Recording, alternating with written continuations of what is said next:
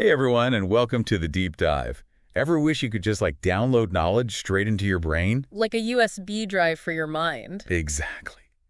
Well, we can't quite do that yet, but Close. this channel is the next best thing. We take those must-read books, The ones everyone's talking about. yeah, and we boil them down into Bite-sized insights. just for you. That's right. We do the heavy lifting, all the Point alert. pages and pages. So you can unlock the Key takeaways. aha Moment. Without having to spend hours and hours reading. Think of it as a cheat sheet for your brain. Helps you become well-informed without... That huge time commitment. Exactly. And today we're diving deep into Essentialism, the disciplined pursuit of less. By Greg McKeown. Now this book is all about Cutting through the clutter. figuring out what really matters in life. It's about making intentional choices about how we spend our time and our energy, Rather than feeling like we're just constantly reacting to everything. to whatever life throws our way. And McKeown really sets the stage for that intentionality. Yeah. Right from the dedication. Oh. He dedicates the book to his family. Ah. And he says, "You personify everything that is essential to me." That's sweet. It's a powerful reminder. Even for Yes. successful people, Yeah. there are things that stand above the rest. It really is. It's a powerful statement about, Defining what's important. defining what's truly important. And it leads to the core message of the book, which is we have the power to choose what is essential in our lives. We don't have to just accept everything that's thrown at us. Mhm. We can decide what we want to focus on. But sometimes making that choice can feel impossible. McKeown talks about, Learned helplessness. yes, using the example of dogs that were repeatedly shocked no matter what they did. Oh, poor pups. And eventually they just gave up. Oh, no. Even when escape became possible. Oh, no. Even when escape became possible. Oh, that's so sad.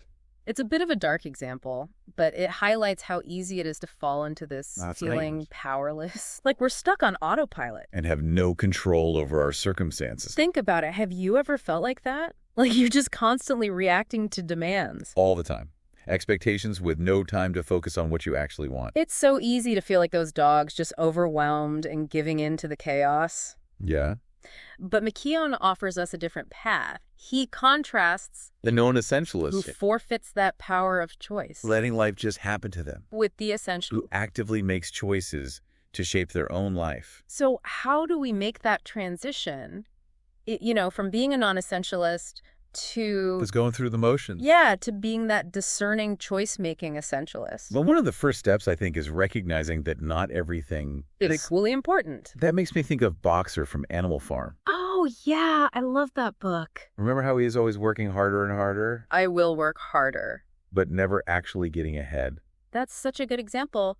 Boxer just embodies that non-essentialist approach of Just blindly putting in effort without... considering the impact. And this ties into McKeown's concept of the Pareto principle. The 80-20 rule. 80-20 rule, right? Yeah. So the idea is that... Roughly 80% of our results actually come from just 20% of our efforts. So the key is figuring out which 20% of our activities are actually producing the results, Like finding the hidden levers that create the most impact. instead of spreading ourselves thin trying to do. Everything.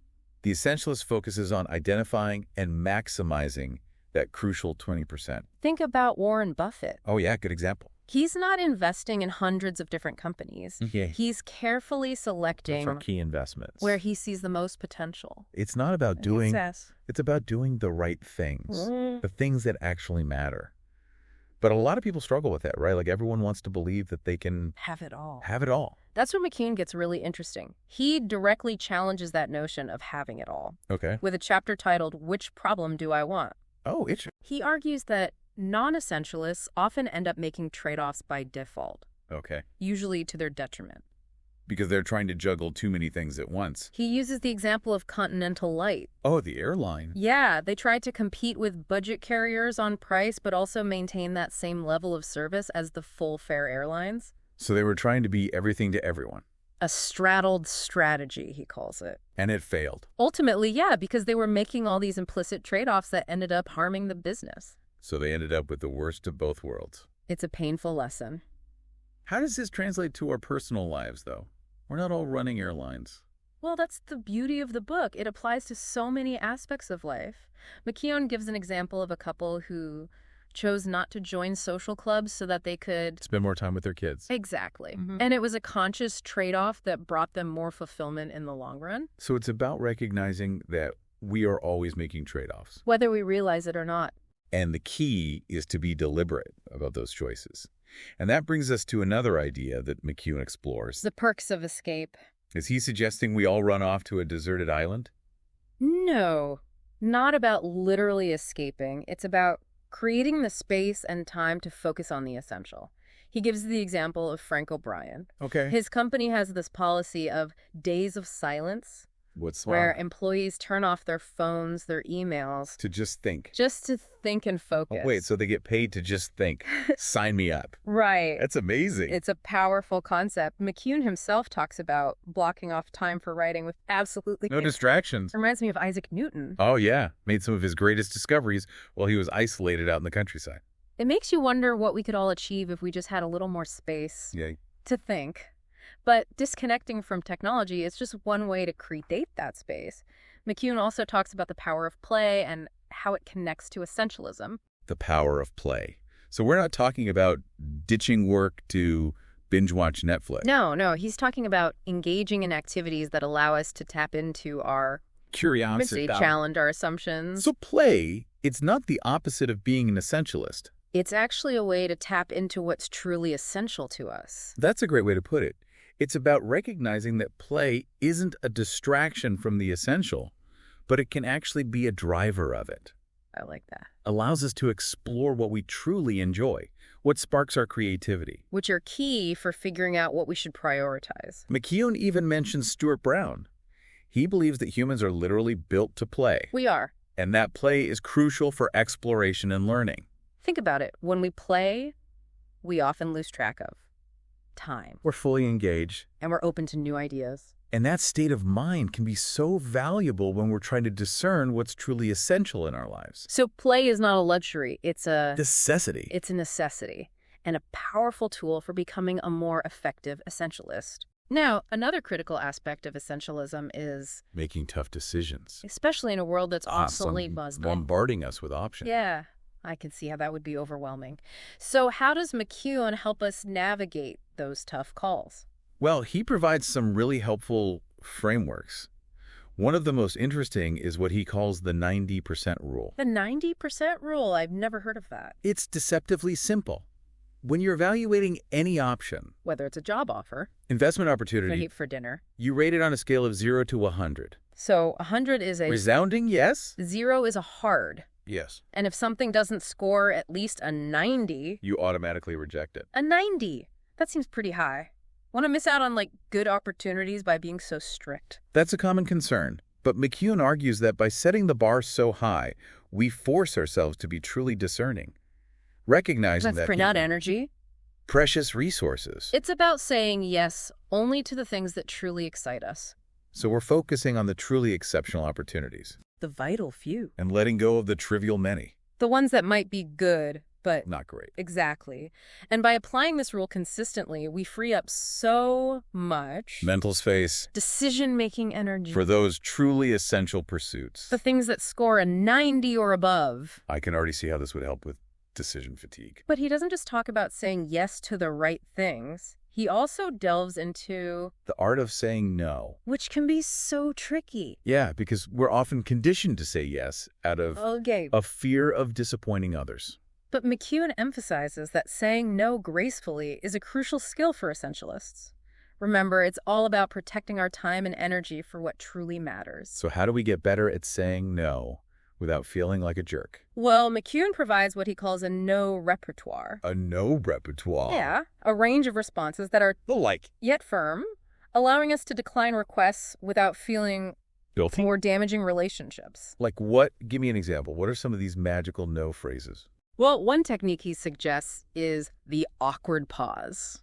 Awkward pause. Instead of rushing to fill the silence after someone makes a request, just pause for a moment. Okay.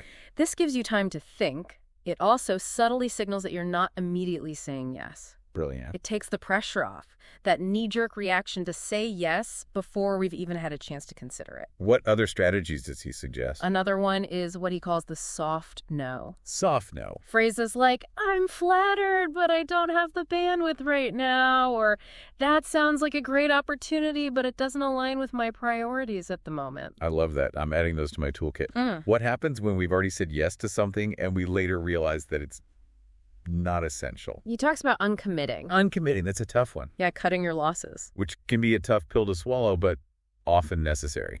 Think about it this way. Have you ever sat through a terrible movie just because you'd already paid for the ticket? Oh, totally. I've definitely been there, suffering through a movie I hated just because I felt like I had to. Classic example of the sunk cost bias. We hold on to things because of the energy. And money we've already invested. Even when we know they're no longer serving us. We do the same thing with commitments, don't we? Oh, absolutely. We stay in jobs we hate, relationships that aren't working, projects that have lost their purpose, all because I've already invested so much. McKeown argues that's a trap. We shouldn't let past investments dictate our future decisions. We have to be honest with ourselves. Whether a commitment is truly serving us. And be willing to walk away. Even if it means cutting our losses. Makes you realize how much control we actually have. Absolutely. Over our lives. That sense of control is so fundamental to living an essentialist life. Now, on a more practical note, McKeown also talks about the importance of editing. Just like an editor would refine a manuscript. So we're talking about refining our choices, our commitments, and even our daily routine. Yeah. Looking for areas where we can streamline tasks and activities that aren't truly essential. It's about clarity and focus. For example, he talks about condensing a 2-hour meeting into 10 minutes. Whoa. By cutting out all the fluff, focusing on the core message. This frees up time and energy for more important tasks. Reminds me of something else he emphasizes. The importance of setting boundaries. Boundaries are crucial for an essentialist approach. So we're talking about setting limits on our time and availability. Recognizing that we can't do it all. It's okay to say no to protect our time and energy. But aren't boundaries a bit restrictive? Actually, McKeown argues the opposite. He says that by setting boundaries, we create more freedom. Think of it like this. If you don't set boundaries, other people will set them for you. Oh, that's true. Your boss will pile on more work. Your family will make more demands. You end up feeling overwhelmed. It's a recipe for burnout. It is. But when you set clear boundaries, you're taking control. You're deciding what you're willing to do and what you're not. Which allows you to focus on what truly matters to you. So boundaries are actually empowering. Help us define what's important. And protect our time and energy. For those things. Essential for living a more intentional life. Now let's move on to another interesting concept. The buffer. The buffer. What's that? Essentially, a buffer is extra space or time that we build into our plans to account for. The unexpected. Like padding your schedule so you're not always running late, scrambling to catch up. How do we create these buffers in our lives? Well, McKeown suggests a few strategies. One is to simply add 50% to our time estimates. Okay. So if you think a task will take an hour, block off an hour and a half. Allows for those unexpected interruptions or delays that inevitably come up. So we're basically building in a margin for error. And this can make a huge difference in reducing stress. Wow. And making sure we have the time we need to complete our essential tasks effectively. What other buffer strategies does he recommend? Another one is what he calls extreme preparation. Extreme preparation. It might sound intense, but it's about anticipating potential problems and preparing for them in advance. He tells the story of 2 explorers, right? Roald Amundsen and Robert Falcon Scott. They both set out to be the first to reach the South Pole. Yeah. Amundsen was extremely meticulous, prepared for every possible contingency. Scott took a more minimal approach, just hoped for the best. Guess who succeeded? Amundsen, right. Yeah. The difference was in their preparation. Amundsen's extreme preparation allowed him to navigate those harsh conditions, achieve his goal. Wow. Whereas Scott's lack of preparation ultimately led to his demise. Powerful lesson. Shows how preparation can be the key to, even in the face of challenges. It's about being proactive rather than reactive. So we've talked about editing, boundaries, and buffers. These are all fantastic strategies for removing obstacles. Making it easier to execute on the essential. But McKeown also talks about the importance of routine. Which might seem a bit counterintuitive. Yeah. Seems like routine would restrict us, limit our flexibility. But it can actually be incredibly liberating, especially when it comes to those essential activities that we want to prioritize. Okay, I need you to explain this one. How can routine make life easier, not harder? Think about something as simple as driving a car. The first time you tried it, it probably felt incredibly complex, overwhelming. Oh, yeah. You had to think about every single action, steering, braking, shifting gears. So many things. But with practice, those actions became automatic. You no longer have to consciously think about them. Right. Which frees up your mental energy for other things, like enjoying the scenery or having a conversation. So we're talking about creating routines for our most important activities so we can do them almost effortlessly. Without having to expend a lot of mental energy. It's deciding to do them. By establishing routines for our essential pursuits, we're essentially making them non-negotiable. Just like brushing our teeth. We don't question it. We just do it. This frees up mental bandwidth for deeper thinking, creativity, problem solving. McKeown gives the example of a CEO who holds a 3-hour meeting at 9 a.m. every Monday morning, no matter what. Wow. By making it a non-negotiable part of his routine, he ensures that it gets done consistently without having to waste time and energy. Rescheduling. It's about making the essential the default. No, another key aspect of essentialism that McKeown explores is the power of small wins. Small? He argues we don't need massive, sweeping changes to make progress. It's the small, consistent actions that truly add up over time. I like that. It's so easy to get overwhelmed by the big picture. Exactly. I feel like we need to make drastic changes overnight. The idea of focusing on small wins feels much more manageable, less intimidating. Yeah. Exactly. And he backs this up with some really compelling examples. He talks about the Richmond Police Department. They implemented a program called Positive Tickets. Positive Tickets. Instead of focusing on just punishing negative behavior, they decided to reward positive behavior. Like what? Like kids wearing helmets while skateboarding or helping to pick up litter. Wait, so they gave out tickets for doing good deeds? It might sound counterintuitive, but it was incredibly effective. By focusing on reinforcing positive behavior, they were able to significantly reduce recidivism rates. That's amazing. Yeah. It shows how a small shift in focus can have a ripple effect. Positive change. Exactly. Yeah. And it reinforces McKeown's point that progress doesn't have to be monumental to be meaningful. It's the small steps taken consistently that lead to lasting change. It's like that saying, Rome wasn't built in a day. Meaningful change takes time and consistent effort. It's the accumulation of those small wins that ultimately creates. This ties back to the core message of essentialism. It's not about, it's about doing the right things. The things that truly matter. And sometimes the right things are those small, consistent actions that might seem insignificant in isolation, but when done consistently, create a powerful cumulative effect. Now, another key aspect of essentialism that McKeown explores is the idea of designing our environment to support our essential goals. He argues that our surroundings can have a profound impact on our behavior and our ability to focus on what matters most. Yeah. I've definitely noticed this in my own life. Like if my workspace is cluttered and disorganized, it's so much harder to focus, get things done. Exactly. Our environment can either support or sabotage our efforts to live an essentialist life. So how do we design an environment that's conducive to essentialism? Tell me everything. Well, McKeown offers some practical strategies. One is to create clear physical boundaries between work and personal lives. This might involve having a dedicated workspace, setting specific hours for work, or even establishing rituals to help us transition between work and personal time. This is especially relevant in today's world, where the lines between work and life can easily get blurred. Having those clear boundaries can help us protect our personal time and prevent work from spilling over into every aspect of our lives. What else? Another strategy he suggests is to remove distractions from our environment. This might involve decluttering our workspace, turning off notifications, or even using website blockers. You know, prevent us from getting sucked into time-wasting websites. Being proactive, creating an environment that minimizes distractions so we can better focus on what's important. He also talks about the importance of creating visual reminders of our essential goals. This might involve creating a vision board, writing down our goals, placing them somewhere we'll see them regularly, or surrounding ourselves with objects that remind us of what we're working toward.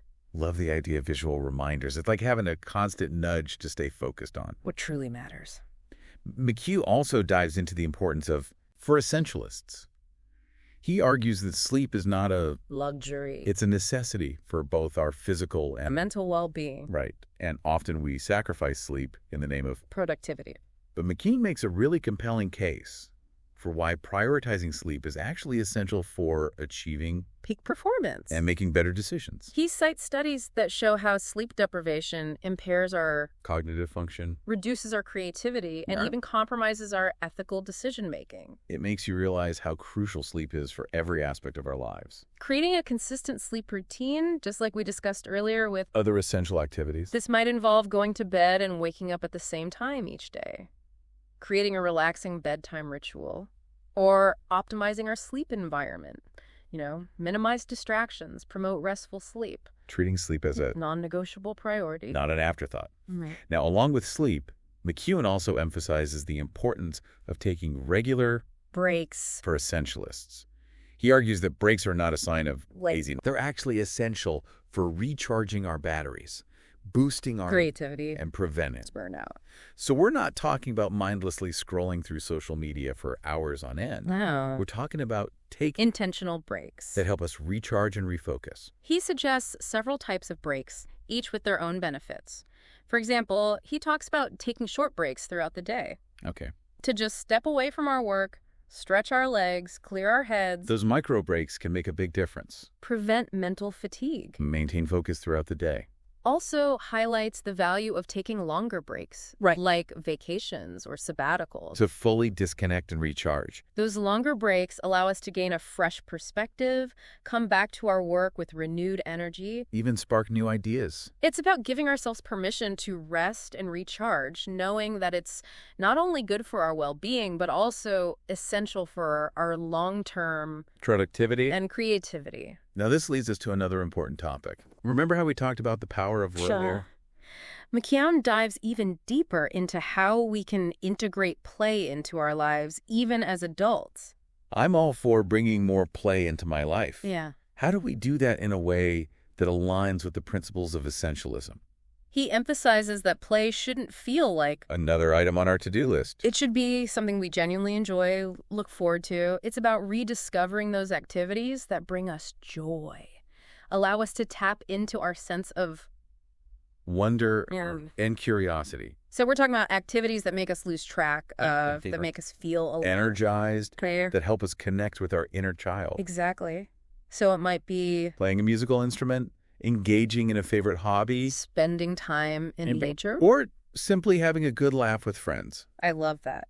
Play shouldn't feel like a chore. It should be a source of rejuvenation. And when we make time for play, we often find that it not only enhances our well-being, but it also helps us solve problems more creatively and makes us more effective in all areas of our lives. It's amazing how all these seemingly disparate concepts all connect back to the central theme of essentialism, making intentional choices about how we spend our time and energy.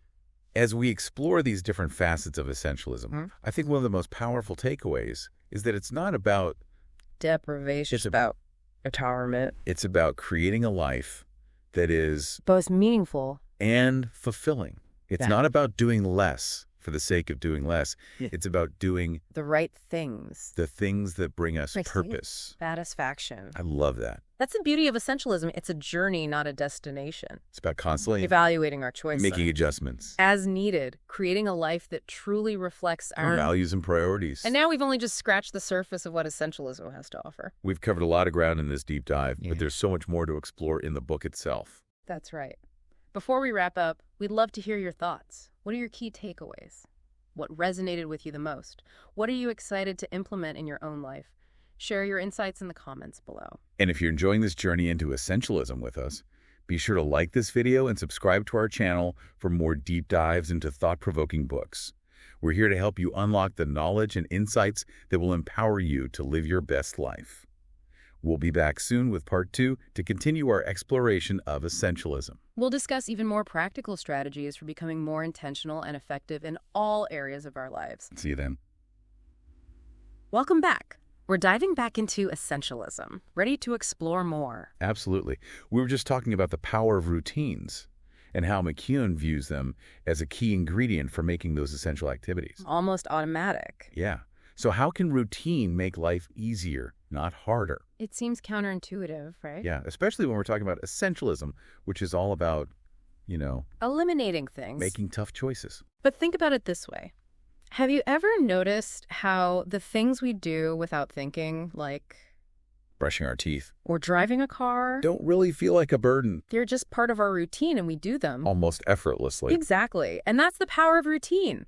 It takes the decision-making out of the equation. So we don't have to expend mental energy debating whether or not to do something. Right, It's just because it's part of our established routine. So by creating routines for our essential pursuits, we're making them it's non-negotiable. just like brushing our teeth. We don't question it. We just do it. This frees up our mental bandwidth for Other things. like focusing on our most important work, connecting with loved ones. pursuing creative endeavors. McKeown gives the example of a CEO who holds a 3-hour meeting at 9:00 a.m. every Monday. Every Monday, no matter what. No matter what. It might seem rigid, but by making it a non-negotiable part of his routine, he makes sure that it Always happens. without wasting time and energy. Figuring out when to fit it in. So routine can create Great. structure, Consistency. especially for those activities that are crucial for moving our essential goals forward. So routine can be a secret weapon for... Essentialists. It's not about restricting ourselves. It's about creating a framework That supports our most important Couple goals. Now let's shift gears a bit. Let's talk about another important aspect of essentialism. The power of small wins. Small wins. McKeown argues that we don't need Massive changes. progress. It's the small, consistent actions that truly add up. This resonates with me because it's so easy to get overwhelmed by the big picture and feel like we need to... Make drastic changes. overnight. The idea of focusing on small wins feels much more... Manageable. less intimidating. Exactly. And he backs this up with some compelling examples. He talks about the Richmond Police Department. They implemented a program called Positive Tickets. Positive tickets. Instead of focusing solely on punishing negative behavior, They rewarded. positive behavior. Like what? Like kids wearing helmets while skateboarding. Okay. Or helping to pick up litter. Wait, they gave out tickets for doing good deeds. It might sound counterintuitive, but it was incredibly effective. By focusing on reinforcing positive behavior, they were able to significantly reduce recidivism rates. That's amazing. It shows how a small shift in focus can have a ripple effect and create.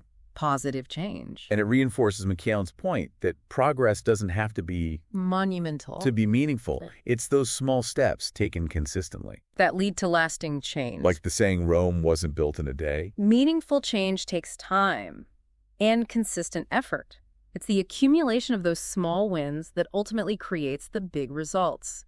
And this ties back to the core message of essentialism. It's not about doing more. It's about doing the right things. The things that truly matter. And sometimes the right things are those small, consistent actions that might seem insignificant on their own, but when done consistently, create a powerful cumulative effect. McKeown also explores the idea of designing our environment to support our essential goals. He argues that our surroundings can have a profound impact on our Behavior. and our ability to focus on what matters most. I've definitely noticed this in my own life. If my workspace is cluttered and disorganized, it's so much harder to focus and... Productive, exactly. Our environment can either support or sabotage our efforts to live an essentialist life. So how do we design an environment that's conducive to essentialism? McKeown offers some practical strategies. One is to create clear physical boundaries between our work and personal lives. Okay. This might involve having a dedicated workspace, setting specific hours for work, or establishing rituals to help us transition between work mode and personal time. This is especially relevant today when the lines between work and life can easily get blurred. Having those clear boundaries can help us protect our personal time and prevent work from spilling over into every aspect of our lives. Another strategy he suggests is to remove distractions from our environment.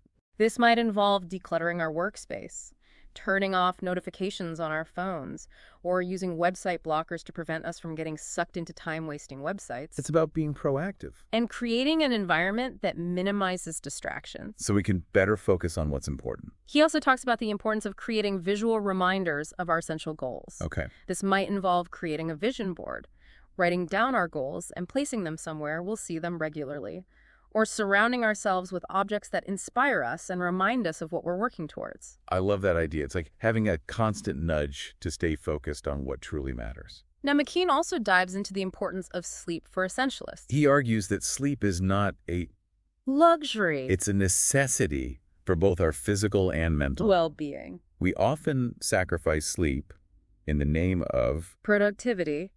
But McKeown makes a really compelling case for why prioritizing sleep is actually essential for achieving peak performance and making better decisions. He cites studies that show how sleep deprivation impairs our cognitive function, reduces our creativity, and even compromises our ethical decision-making. That's a little scary. Makes you realize how crucial sleep is for every aspect of our lives. It's important to create a consistent sleep routine, just like we discussed earlier with other essential activities.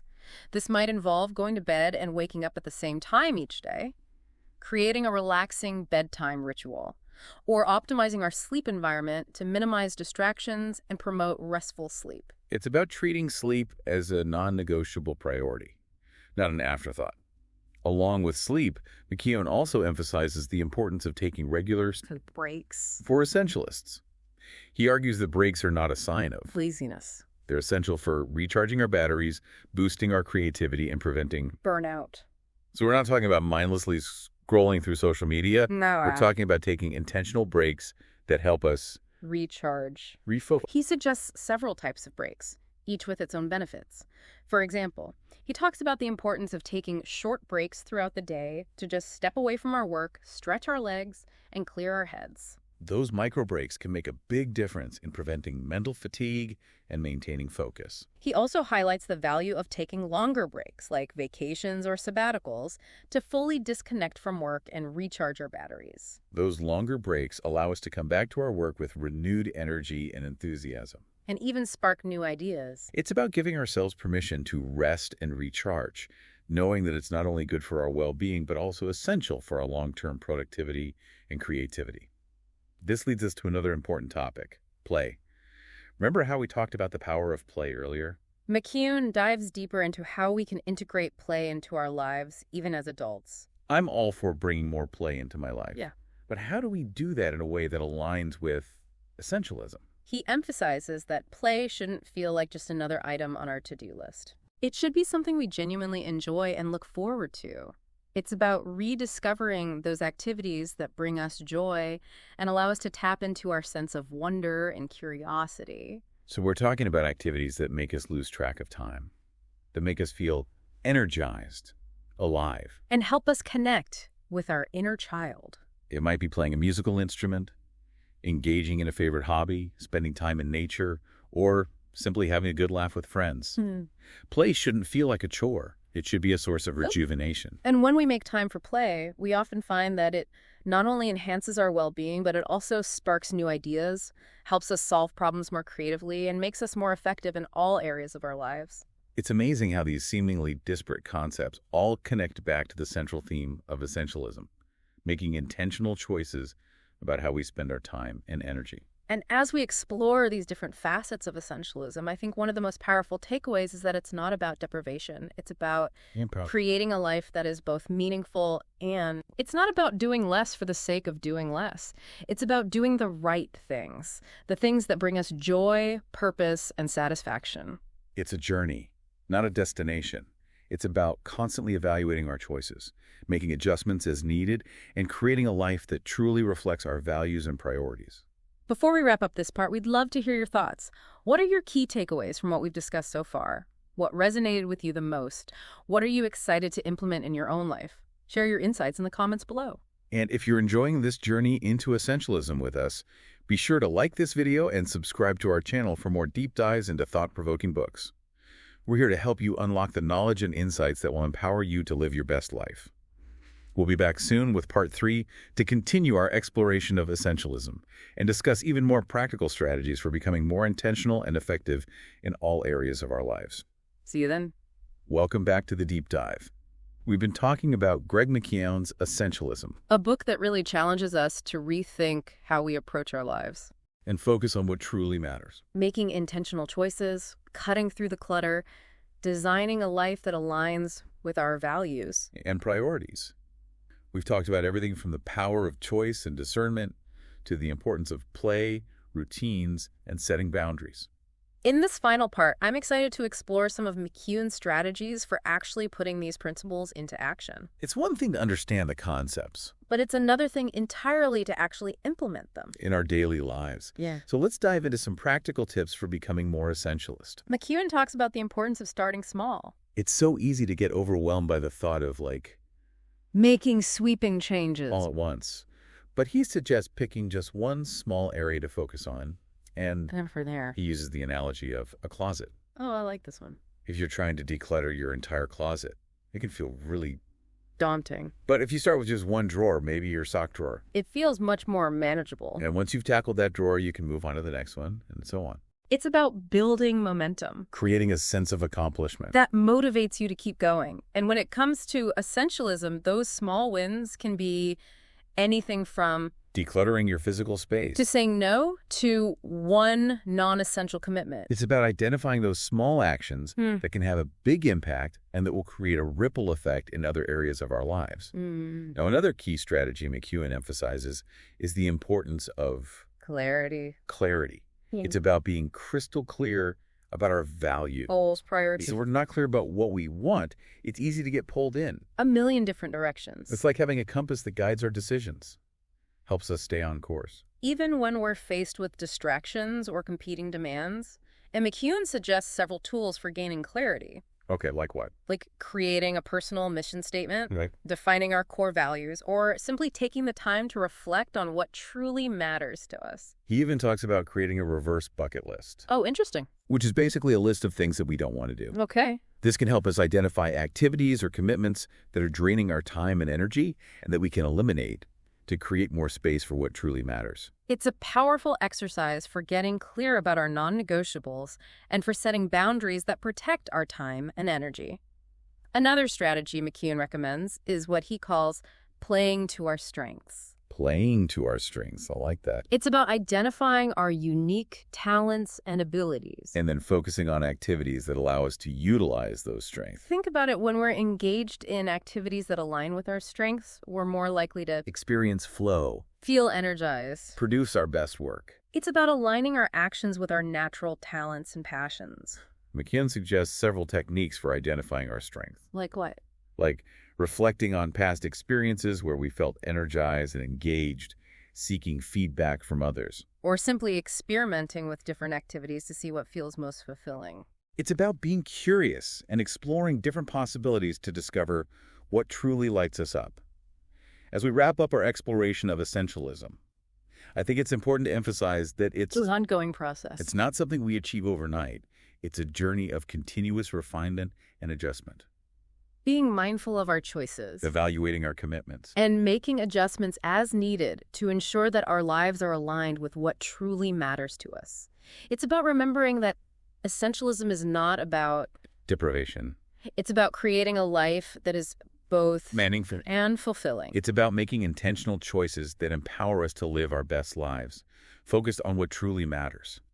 We hope that this deep dive into essentialism has provided you with some valuable insights and practical strategies for embracing this powerful philosophy in your own life. If you're eager to learn more, we highly encourage you to pick up the book and explore Greg McKeown's ideas in greater depth. And in the meantime, we'd love to hear from you. What resonated with you most from this episode?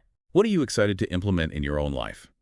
Share your thoughts and insights in the comments below. And if you found this deep dive valuable, be sure to like this video and subscribe to our channel for more explorations of thought-provoking books and ideas that can help you live a more intentional and fulfilling life.